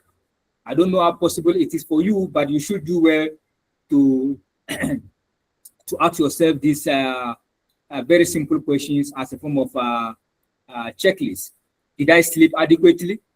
Did I exercise? Did I connect well with colleagues? Did I spend time with family? Did I protect my research time? Did I take breaks? And did I experience joy this week? You should try to ask yourself these questions very honestly and provide yourself an honest answer. This can serve as a screening for you to know whether something is going wrong or you are actually doing well.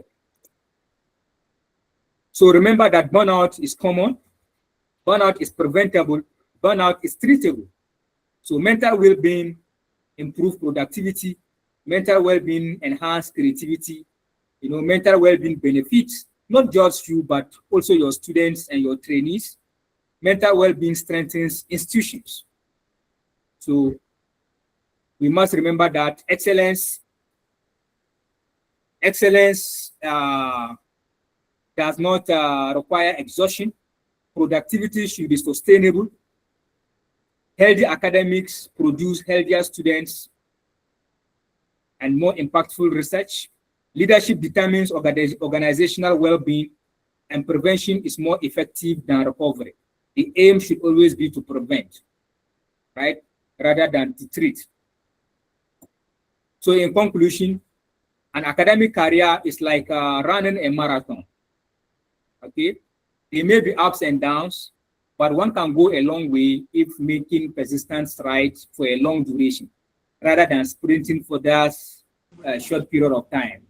All right, like we said, having a thin but long academic career, is better than having a thick but short academic career. So you have a privilege, which include intellectual freedom, meaningful work, like training the next generation, flexibility, that is a good privilege. But you also have a responsibility to yourself, to your colleagues, and to your students to model sustainable academic practice. It's a responsibility we all must imbibe and see where that we actually deliver on that responsibility.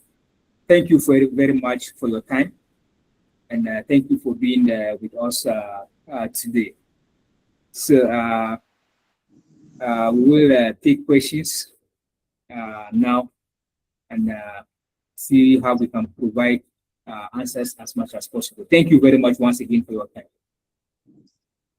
Thank you so very much, sir. Thank you so much. I can see the emojis already coming.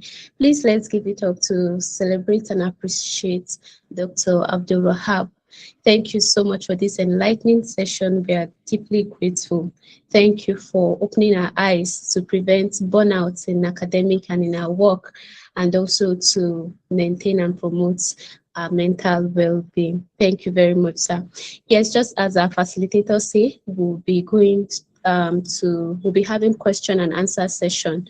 But then just before the question and answer session, we'll be having just a very brief announcement before the question and answer session. So if you have any question, you can raise up your hand, and then we'll be taking it one after the other after the brief announcement. We'll be taking it based on the first to raise their hand up will be given the opportunity to ask that question first. So if you have any question, please raise up your hand. All right. So you can stop sharing for now. I want to share my screen for the brief announcement, sir.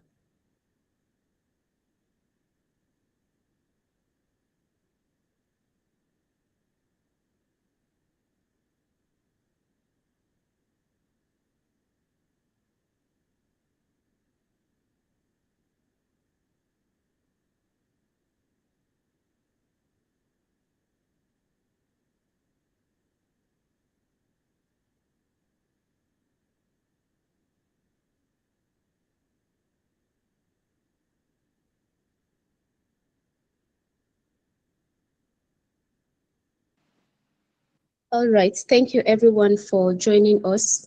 This is the Academic and Grant Writing Enclave, and what we just concluded is one of our keynote lecture series. And for this session, hosted Dr. Abdullahi Abdul Wahab, a medical doctor and an academician from Ahmadu Bello University, Zaria. It was an enlightening session, and I believe you all will be going with one value or the other. So at Academic and Grant Writing Enclave, what we do is not just the keynote lectures that come up from time to time. We also have academies that we run at Age. We have the Academic Writers Academy. This is a 6-week online training, practical skills for students, early career researchers, and faculty members. It is also for industry researchers, professional writers, and editors. If you want to learn how to write and publish in high impact journals, then I tell you the Academic Writers Academy is a go-to for you. We concluded the cohort 6 some months ago, and I believe we have alumni even from Academic Writers Academy, either from cohort 1, 2, 3, 4, 5, or 6. And registration for cohort 7 is currently ongoing. We'll be sending out the links in the chat box. You can check it later on. If you are interested in writing good papers and to publish in high impact journals, then you should register for Academic Writers Academy cohort 7. Then we have the Grant Writers Academy. I can tell you this is our newest baby. Not newest though, because we'll be starting the Grant Writers Academy cohort 3 by September/October. So the Grant Writers Academy by the Academic and Grant Writing Enclave Age is a 3-week certification course for researchers, non-profit organizations, consultants, and even entrepreneurs. So we focus on national and international grant requirements. If you want to learn how to write good proposals that to get and find you funding, then the Grant Writers Academy is what you should go for. In fact, cohort 3 registration is currently ongoing. We have close to 100 participants who have registered for the course. That's for Grant Writers Academy cohort 3. I believe some of them should even be on the call here. So if you want to learn how to write good and fundable grant proposals and also secure funding for your projects, either non-profits, as a researcher, or even an entrepreneur, then register for Grant Writers Academy cohort 3. Then we have the Data Analysis Academy. In fact, cohort 4 for Data Analysis Academy will be concluded by Sunday. Yes, that is Data Analysis Academy cohort 4. It's a 12-week course. It's a data mastery course that will take you from collection to analysis. It's no longer 10 weeks, it's even 12 weeks now. You learn how to streamline survey data collection, master data analysis techniques for research and even your project. And you'll be carried through by your facilitators in on a hands-on training with statistical software tools. So if you want to learn how to analyze and master your data yourself, then Data Analysis Academy is one you should register and go for. We have a QR code for all of this academy as displayed on the screen. You can scan to register.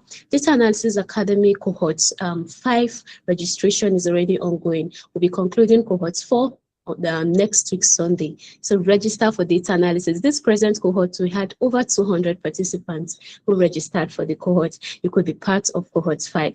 See you in class. Then we have the Research Innovation Academy. This is a hub for groundbreaking research, innovation as a core pillar driving creativity and impact. It fosters unconventional thinking and interdisciplinary collaboration.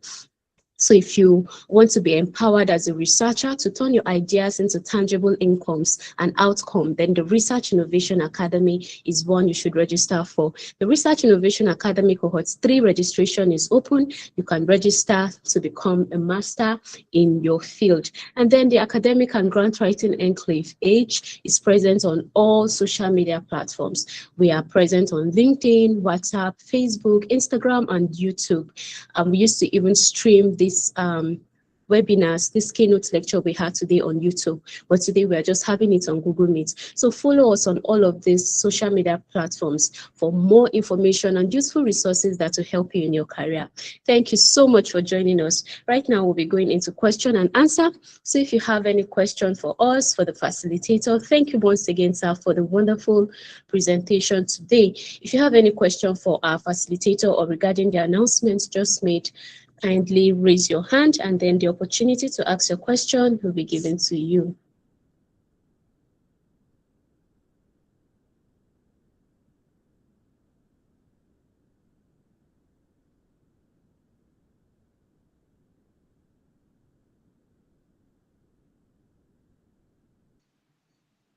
All right, thank you. The first on the list is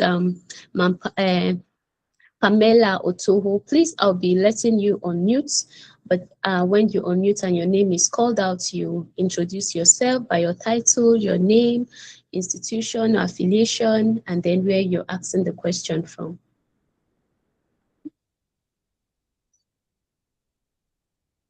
All right, the number one question we have is from Pamela Otoho.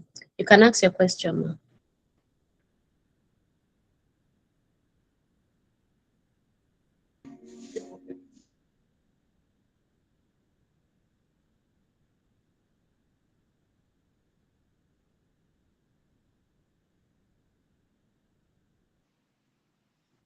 Pamela.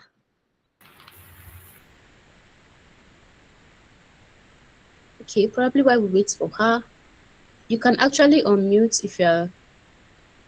You can actually unmute.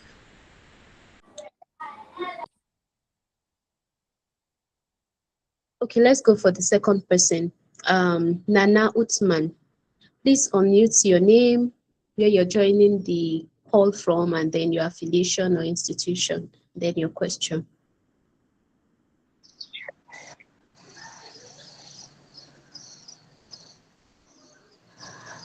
Good morning, ma. Please, can you hear me? Yes, ma, you're audible. Good morning, ma'am. Okay, my name is Nana Usman. I am calling from ABU Zaria. So my question is, given the kind of workload being given to examination officers in a department, so I don't know, is really preventing burnt out really that possible? Because like mostly these examination officers graduated from PhD, so without them being recovered fully from the stress of the PhD lab work and all, and then duties of examination office now comes in. So like kind of preventing burnt outs in that situation is really, really kind of tricky. So I don't know if there is any tips that the presenter can give in such situations, or individuals that kind of in that position. Thank you very much.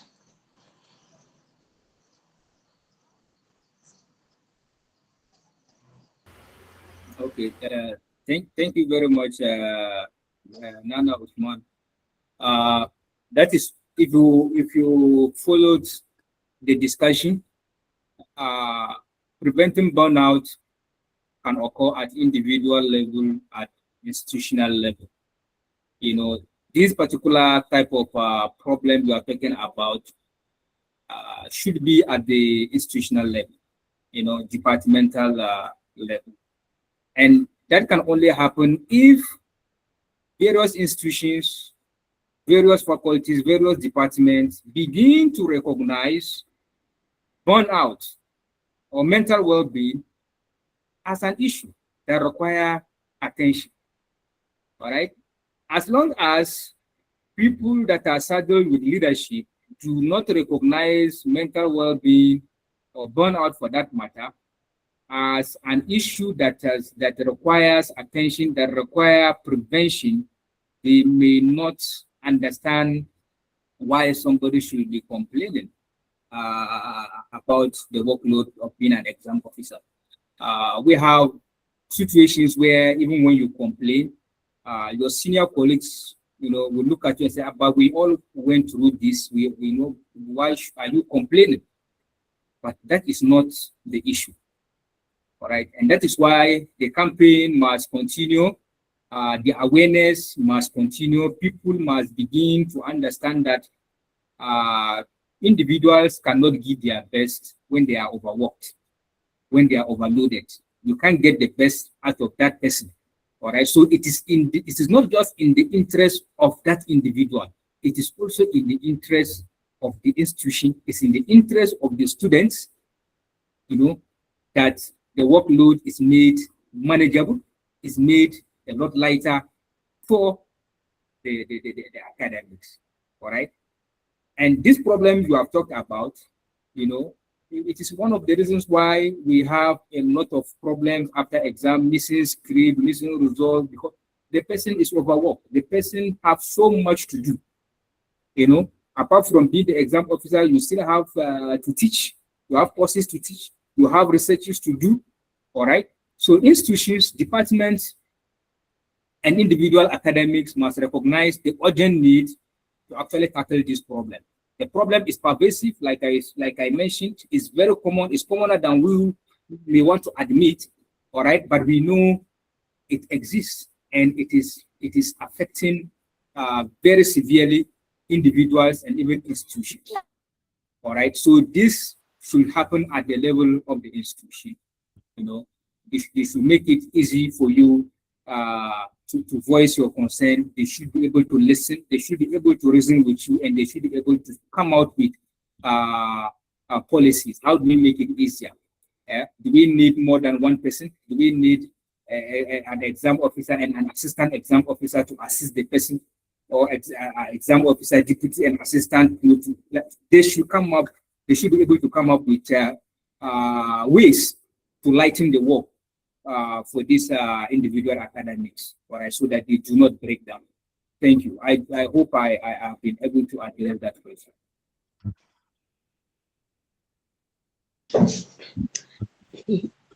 Thank you so much, sir. Thank you for that clarification. I don't know if all right, Ma Pamela, you can ask your question. Okay, can you hear me now? Yes, ma'am. Okay, thank you. This is Pamela Otto. I'm from Akwa Ibom State Polytechnic. I'm joining you from Uyo right now. My question is, can cognitive decline be reversed? And if it can, what can be done about it? Cognitive decline, poor working memory, can they be reversed, please? All right. Thank you very much for your question, Pamela. The answer will be yes and no. Yes, if the cause is if the cause is not degenerative, there are different or quite a number of causes of cognitive decline. There are those that are as a result of neurodegenerative problems. okay, like Alzheimer's, dementia, where there is actual degeneration of that part of the brain that is responsible for these cognitive functions. All right, that may not be reversible. All right, but there are also cognitive decline that are as a result of problems that can be reversed. For example, we have conditions like pseudo dementia, just like dementia, but it is called pseudo because it's not a true dementia. For example, an individual with burnout can begin to have memory problems that can look like the person is demented. All right. If you take care of the burnout, if you treat the burnout and take away the stress that is causing the burnout, the memories will come back. Or somebody with depression, a person with depression can have pseudo dementia, can begin to have problems with the memory that can look exactly like dementia. But of course, if you are able to treat the depression, the person's memory will come back just fine. So it depends on the cause of the memory decline. If the cause is a treatable or reversible cause, when you institute the treatment, you expect the memories to come back. All right, the person should be able to do it. But if the cause is irreversible, all right, like Alzheimer's dementia, Parkinson's dementia, or vascular dementia, where that part of the brain has actually been irreversibly damaged, then that will not be reversible. All right. So once again, it depends on the cause of the dementia. If it is as a result of burnout, what we are discussing today, once that problem is taken care of, the person's memory should be able to come back perfectly well. All right. Thank you. I hope I have been able to answer your question.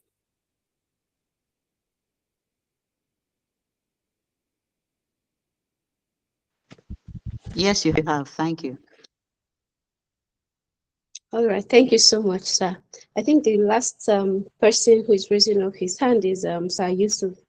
Please unmute, introduce yourself, and ask your question.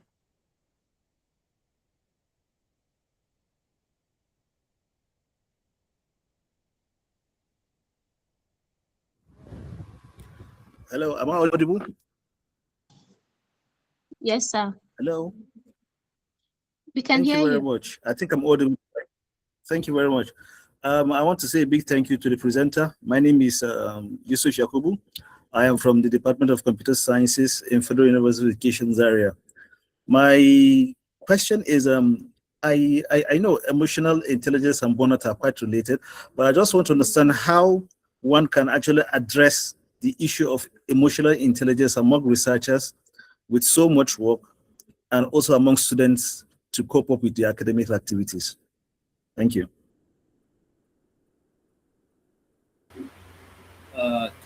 Thank you very much for your question. Of course, like you said, emotional intelligence is not the same as burnout, but of course, it can be related. Related in the sense that it is believed that individuals with emotional intelligence are more likely to be able to prevent burnout. The reason is what?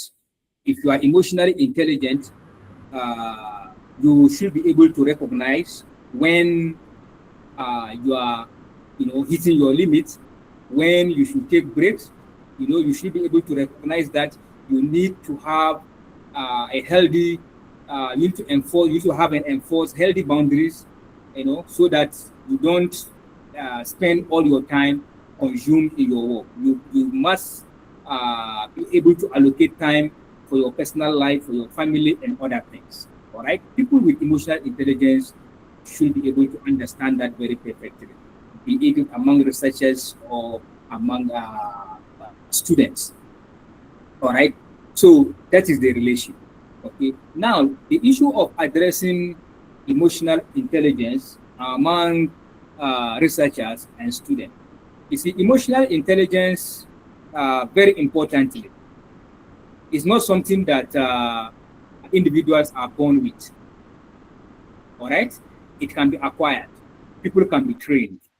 all right, in emotional intelligence. You can train people to actually develop good emotional intelligence. And it is expected that individuals with emotional intelligence, for example, researchers with emotional intelligence should be able to do a lot better than those without emotional intelligence. The same thing for students, all right? Because when you have emotional intelligence, you are able to have better understanding and relations with other people, all right? You cannot do research in isolation. You have to work with people, all right? So people with good emotional intelligence are able to have to initiate and maintain good relationship with others. The same thing with students, all right? So it is encouraged that even for those who do not have emotional intelligence, they can have emotional intelligence training. They can learn, they can be trained to develop emotional intelligence. That will help them very well in their research, all right? If they are researchers, in their academics, if they are academicians, or in their studies, if they are students, all right? And when you do that, you know, your risk of developing burnout will be a lot less than somebody who doesn't have emotional intelligence. Also look at leaders, academic leaders, all right, institutional leaders, faculty leaders, departmental leaders who are emotionally intelligent are better able to understand and work a lot better with their staff in terms of preventing burnout. All right, they are able to understand and empathize with people who are overwhelmed, with people who are going through stress. They are better able to help. All right, the same thing with academicians. They are better able to identify students, you know, who are having stress or who are undergoing stress or who are at the point of at the verge of burnout or who are already experiencing this burnout. They are better able to recognize and offer help or assistance. All right. So emotional intelligence is critical, you know, in all aspects of life, not just an academician or a student, in every aspect of your life. All right. And leaders who are emotionally intelligent are usually better leaders. Academicians who are emotionally intelligent are usually better academicians. Researchers who are emotionally intelligent are usually better researchers.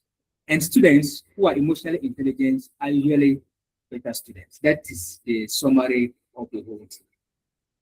All right. So to address the issue of emotional intelligence, trainings can be offered. All right.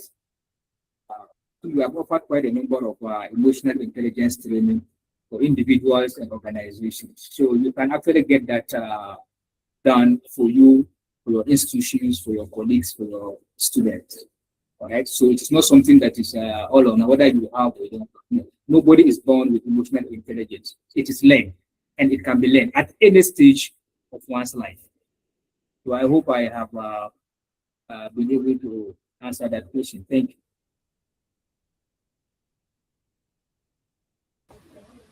Thank you very much, sir. You've actually hit on it very well. I was actually looking at it also from the perspective of a researcher having students or mentees under you. And at one time, you should be a little bit empathetic towards their own challenges they face. And that should not now result into burnouts for the researcher. Thanks, sir. Yeah, that is very much so. And that is why if you look at it for academicians or researchers who are born out and have students under him as a mentor or as a supervisor, definitely the students are going to suffer the consequences of that burnout. Right? Like I said, cynicism is contagious. When I say contagious, it's just like viral infection. Once somebody have it, you go close to that person, you can also get it. All right. So once one team member begin to suffer burnout, if it is not addressed, it can spread through the team. So for the academician who is having this problem of burnout, definitely the students under him or the mentees or the trainees under him, they will definitely suffer the consequences of that burnout. Thank you. Thank you very much, sir. I truly appreciate it. Thank you very much. Thank you so much, Doctor. Thank you, sir. Please, before we call the meeting to a close by inviting, and before we invite Dr. Salma, who will be giving the vote of thanks, we'll have two questions from the chat box. Dr. kindly bear with us and assist in answering them. We have one question, the first question from Sir Michael Bamidele. He said, how would you explain that both intrinsic and extrinsic motivations are very important in this part of the world where economic/infrastructure stress is more of extrinsic in Nigeria than abroad? I don't know if any available research can support this. Thank you very much for that question. We are not saying extrinsic motivation should completely be out of the picture. No. What we are saying is at any point, if what you are doing, the extrinsic motivation outweigh the intrinsic motivation in what you are doing, you are likely going to suffer burnout at the end of the day. What we are saying is the intrinsic motivation should always be higher than the extrinsic motivation. Take for example, there's a research you want to do. And the reason why, the primary reason why you want to do this research is not because of conviction, it's not because you actually want to provide answers to certain questions. It's not because you are actually passionate about it. It's simply because you want to get a grant for that research. All right?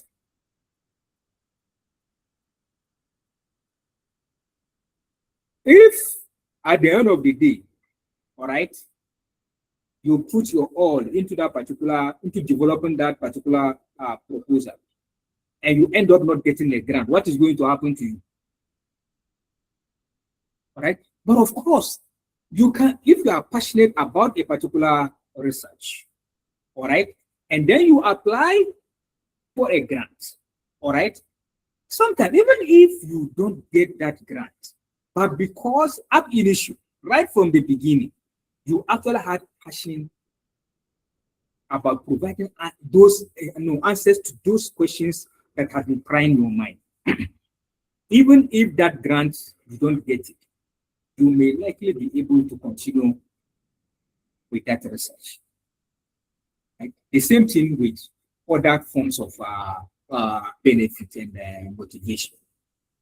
All right. Just imagine somebody who joined academia because the person feel before they tell you, oh, if you join academic, you have a lot of time to yourself. It's very flexible. Only for you to join, that was your motivation. Only for you to join and realize that the workload is huge. Is huge. It's really killing. All right. What becomes of you? You can easily burn out in that regard.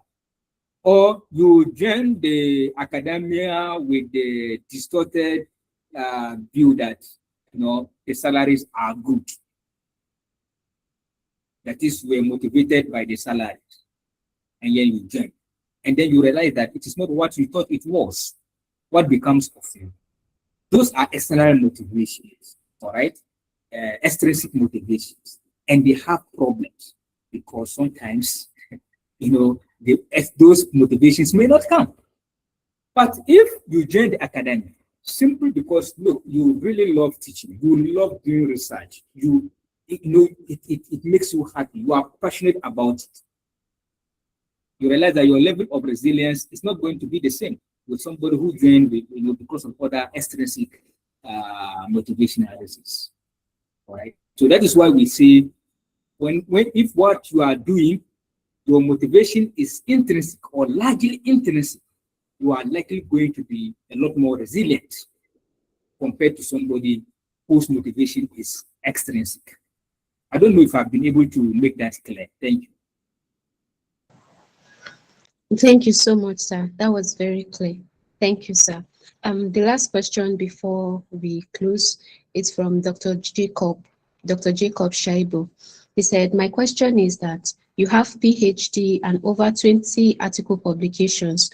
but lecturing work is not forthcoming, and you're giving up and not having interest in writing, and also depression have started coming in. What should you do to overcome the depression and the loss of interest in writing? Uh, Thank you very much for the question. And I'm sorry uh, about what is happening. I can only imagine how difficult that might be for that person. Uh, you should please seek professional help. All right, you should seek professional help. You can actually do all those individual, things I mentioned, exercise, sleep, all those. But at this point, with what you have said, I think you need a professional. You need to sit down with a professional. A professional need to assess you and see the level of the burnout, the level of depression, and the modality of intervention that will be appropriate for you. All right, try and uh, and get help from a professional. That is what I will say. Understand something that help exists. You know, you can easily get help. Uh, uh, these days, uh, telepsychiatry or telemental health is taking root.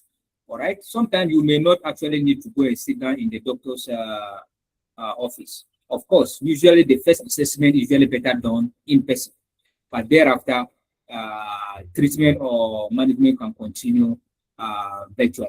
So I think you should get help. You should get help and get back to your best. You know, with the right help, you can actually get back to your best. You can begin to enjoy your work again. You can begin to find meaning in your work again. All right. Treatment works. It works like magic. So please do well to get a professional help. Uh, you can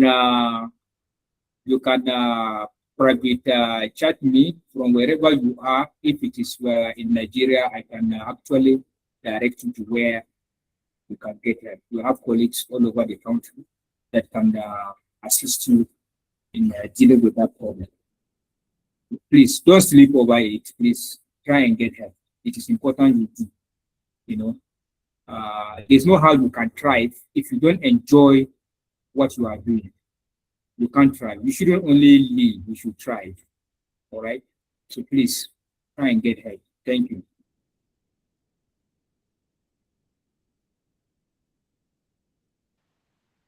Thank you so much, Doctor. Thank you for taking your time to go through all of the questions. Sincerely appreciate you. We appreciate having you today also. Just to bring up um, I want to bring up Dr. Salman Galalain, who will be taking the vote of thanks before I call our very own Director of Age and Training and Development for a closing remark. So now I'm calling on Dr. Salma. She's the Scientific Officer, National Blood Service Agency, Headquarters Abuja, Nigeria. She's also serving as our course chair for Data Analysis Academy Cohort 4. It's a delight to have you join us today, ma'am. Please, everyone, join me to welcome Dr. Salma Galalain as she gives the vote of thanks to our esteemed facilitator. Good afternoon. Am I audible?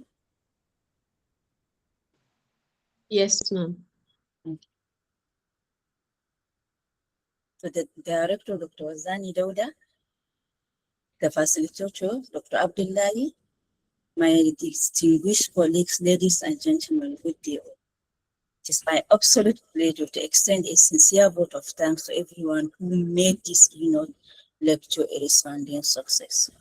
But first and foremost, on behalf of the academic and grant writing enclave, I express our deepest gratitude to our esteemed speaker, Dr. Abdullahi Abdulwahab Yakubu. Thank you very much, sir, for delivering an incredible, insightful presentation on how to promote our mental well-being and also how to prevent burnout. Sir, as a consultant neuropsychiatric academic clinician and also a global mental health specialist, sir, your expertise provided us with available actionable strategies for us to navigate the rigorous demand of academia while safeguarding our mental health. We need mental health not only in academia, but also in every aspect of our life. So from these lectures, it is something that we needed.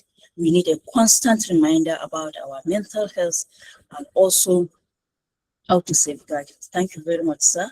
We have a lot of takeaways from these lectures on how to about time management, discovering burnout and how to manage it, and also the last practical screening that we can do for ourselves to detect stress. As most of the time, mental health, we disguise this as stress. So it is a very impactful and insightful lecture.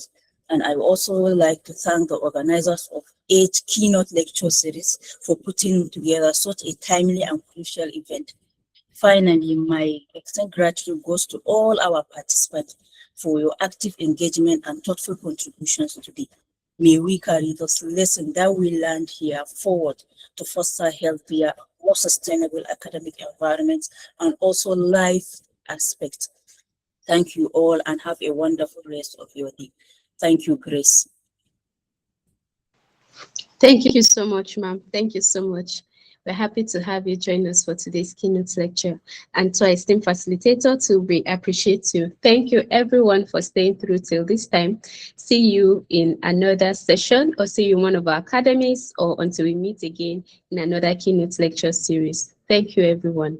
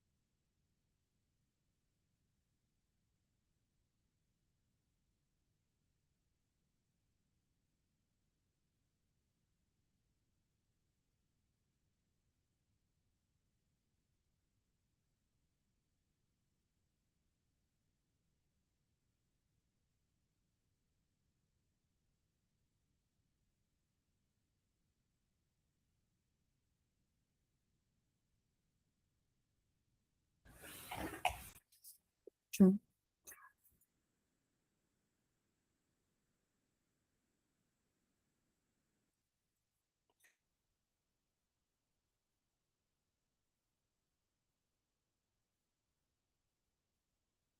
Is it on?